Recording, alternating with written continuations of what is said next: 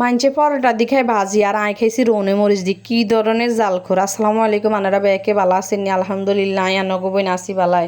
সকালবেলায় মা বুঝিনি আগে দিয়ে পরোটা টরোটা কিন্তু ঠিক করে গরম টরম করে থুই রাখছিল আনেরা হতার তো নুডার আগে দিয়ে আর কি। তো ইয়েন দি বুঝিনি ভাজি করে না স্কের মা তো মাকে ডিম দি ভাজি করি খাও বাবা। ডিম আগে দি ভাজি করলে তো বাবারে ঠান্ডা হয়ে যাব, তো না আর ডিম টিমও ভাজি করতেন না, মানে কি অলস হলে হইতে আর বুঝিনি মা নাস্তা রেডি করি দেন আর হর মনে করে না যোগে ডিম ভাজি করে খাইতাম হিয়ারের কোন আর রোনে মরিচ দিয়ে খাইম ভালো লাগবো। তাই রোনে মরিচ দিয়ে খাইছি, অবশ্য চা দিয়েও খাইছি, আর কাছে আবার পরোটা দিয়ে চা দিয়ে খাইতে আর বেশি ভালো লাগে। তো যাই হোক ইয়ে বুঝি ন্যায় শোয়াতে উঠতে উঠতে হিয়ার আগে দিয়ে মানে বাপের বাড়িতে সুবিধা যে কত, আজ আমার বাড়িতে হলে এতক্ষণে বাবুরে হিড়ি হড়ি এখানে মানজায় ভাঙিয়ে লিলি ওর 11টা বাজি গেছে, প্রায় 11টার হরে হয়ে গেছে, কিন্তু আর মা ভাত রান দিয়ে লেছে এক চুলার মধ্যে। তারপরে দিয়ে দিয়ে তরকারিও বাবা সরাই দিবেন নাই সরাই দিতাম, আর মা আসলে দিশায় না এত রান্না বাড়া, মানে অনেক আগের মতন দিশায় না ঝাল ঝুল দিতে বা বেশি হয়ে যায় কম হয়ে যায় এরকম আর কি। তো মা ভাত রান দিলে সেরকম মা কিন্তু রেডি করে দিছে নাই সরাই দিই।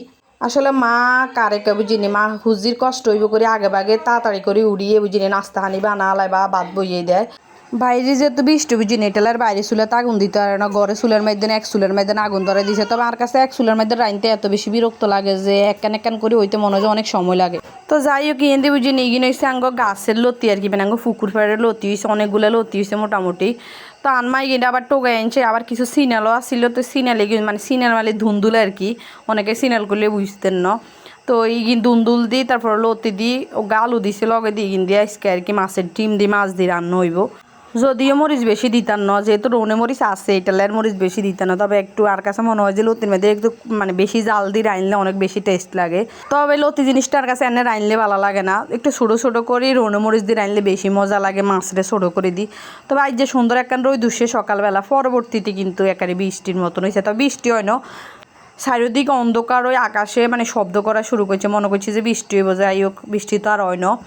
তো অবশেষে কিন্তু লতি তরকারি হয়ে গেছে। এবার আর জেডিরে কইছি যে জেডি একটু বেশি করে আলু কাটি দেন, আঙ্গরে আবার আঙ্গ কাছে আলু জিনিসটা যেভাবে করে বেশি পছন্দ করে বেগুনে, আর বইনা জি হিগুন তারা বেশি পছন্দ করে।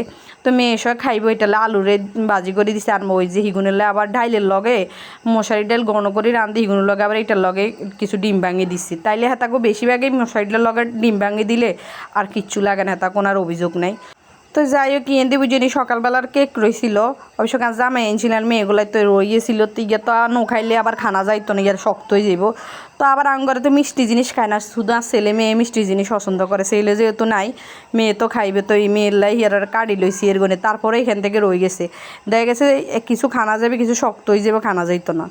তবে আর কাছে এত খারাপ লাগে না, আর কাছে মিষ্টি জাল যেটাই কক বেগ কিনে আলহামদুলিল্লাহ খাইতে পারি। আসলে পরিস্থিতি সব কিছুর লগে মিলাই নচলি কি হয় না, এক এক সময় এক এক রকম খানা খাইতে হইবে, কিছু করার নাই। অবশ্য ব্যাকের পছন্দ নেই হয়েছে কথা, আসলে ব্যাক জিনিস যে পছন্দ হইব তাও না, আর বেগিন পছন্দ হইতে হইলে ব্যাকের যে পছন্দ হইব। যাই হোক তো কেক দি সুবাই সুবাই সাদি খাইছে, আর এনে কিছু আমের আচার আগে দিয়ে করছিলাম যে বুঝিনি আমের আচার কিন্তু বেগিন মানে রোদ নেই, যেহেতু গ্রামে রোদ উড়ে না, রোদও নাই, এই কারণে বুঝিনি আমের আচার কিন্তু ফ্রাই অনেকটাই নষ্ট, মানে কেরুম জানি হয়ে গেছে। তো না বালা করে গরম করি এলাই তাইলে কিন্তু ভালো হয়ে যাবে, ঠিক হয়ে যাইব। অবশ্য কাজ যে রোদ দিয়ে বুঝিনি ছাদে দিছি, কিন্তু লাস্টের জন্য চারিদিকে অন্ধকার হয়ে গেছে, একটু রোদ দিতে পারি মানে আচার কিনা যে দিছি 5-6 দিন হয়ে গেছে, এর মধ্যে একটু রোদ মানে হালকা উড়ি আবার বন্ধ হয়ে যায়, ওইভাবে গরম হয় না ইয়েগুলো আর কি আচারগুলো, এই কারণে নষ্ট হয়ে উঠে। আচার দিয়েও মুসিবতে হচ্ছি, মনে করছি যে আরও কিছু আমের আচার করুম, কিন্তু রোদের কারণে আসলে আমের আচারও করা হয় না, বিশেষ করে আমের আচারের কথা মানুষের ধান লই কত বেশি কষ্ট করতেছে। আলহামদুলিল্লাহ আমরা তো আলহামদুলিল্লাহ ভালোই আছি, অনেকে ধানের মধ্যে সারা চলিয়ে আইছে, আর এন্দি বইবে আমের আচারের কথা কইয়ের।